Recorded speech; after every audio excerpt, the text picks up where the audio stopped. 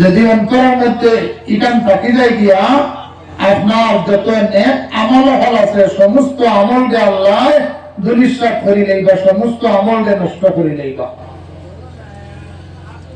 আমার সাহাব হল আল্লাহর হাবিবে ফরমান লা তাহাসাদু ওয়া লা তাদাবারু ওয়া লা তাবাগাদু ওয়া কুনু ইবাদাল্লাহি ইখওয়ানা।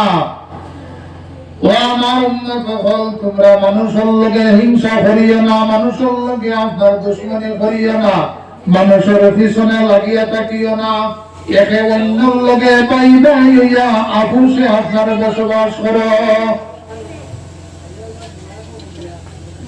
আল্লাহর হাবিব সাল্লাল্লাহু আলাইহি ওয়াসাল্লাম ফরমায়েন একে অন্যের লগে সম্পর্ক রাখিয়া, মায়া রাখিয়া, মহব্বত রাখিয়া তোমার জীবনকে অতিবাহিত করো। আল্লাহর হাবিব সাল্লাল্লাহু আলাইহি ওয়াসাল্লাম একদিন মসজিদে নববীর মধ্যে সাহাবায়ে কেরাম লইয়া বইয়া আলোচনা করতে আসেন। হঠাৎ আল্লাহর হাবিবে কইলা আজকে মসজিদের মধ্যে যে আপনার মসজিদের মধ্যে আইব সে আপনার বেহেশতি বলিয়া আল্লাহর হাবিবে আপনার ঘোষণা দিলা। সাহাবায়ে কেরাম কইলা হয়তো হযরত আবু বকর সিদ্দিক ইকরাম অথবা হযরত উমর ফারুক ইকরাম। মাইকে হালু দিত না, মাইকে গলা খানিয়া দিয়ে যায়। সাহাবায়ে কেরাম কইলা আপনারা হয়তো হযরত আবু বকর সিদ্দিক ইকরাম অথবা আপনারা হযরত উমর ফারুক মনে হয়। কিছু সময় পরে দেখা যায় এমন একজন সাহাবী আপনার দেখা যায় যে সাহাবীর গায়ের মধ্যে কাপড় পর্যন্ত আপনার বলা নাই, যে সাহাবীর পায়ের মধ্যে দেখা যায় জুতা পর্যন্ত নাই। আল্লাহর হাবিবে দেখিয়া কইলা আজ মসজিদ নববীর মধ্যে যে প্রথম গায়েন বেহেশতি। আবার পরের দিন দেখা যায় আল্লাহর হাবিবে জানায় আজকে মসজিদে নববীর মধ্যে প্রথম যায় নাই বা এই লাগে বেহেশতি।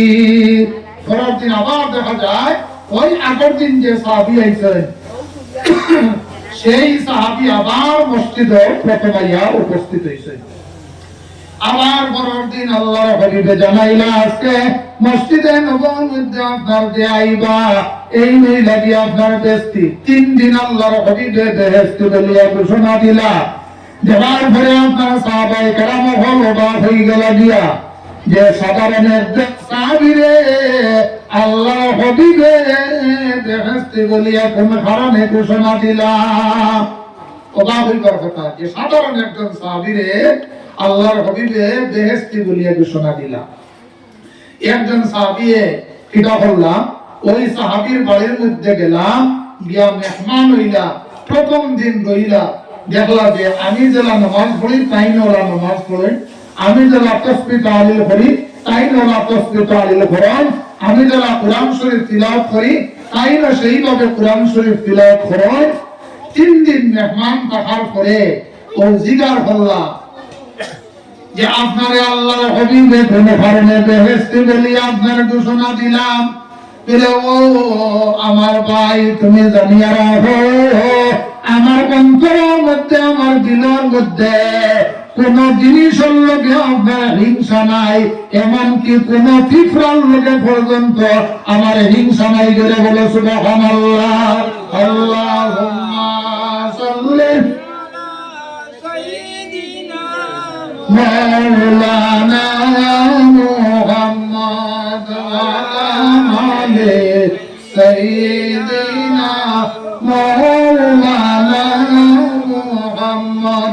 যদি কোনো মানুষে আপনার মানুষের লগে হিংসা করে আল্লাহর হাবিবে ফরমায়েন এই মানুষের নেক আমলকে আল্লাহ বরবাদ করিলেন, দুলিশাত করিয়া আল্লাহ দুলিশাত দুলির মধ্যে আপনার মিশে যায় গিয়া। যেভাবে আপনার শুকনা লাঠির মধ্যে আগুন ধরার লগে লগে দলিয়া আপনার দলিয়া বসে যায় গিয়া, সেইভাবে আপনার আমলকে আল্লাহ দুলিশাত করিলেইবা, জ্বালাইয়া বস্য করিলেইবা।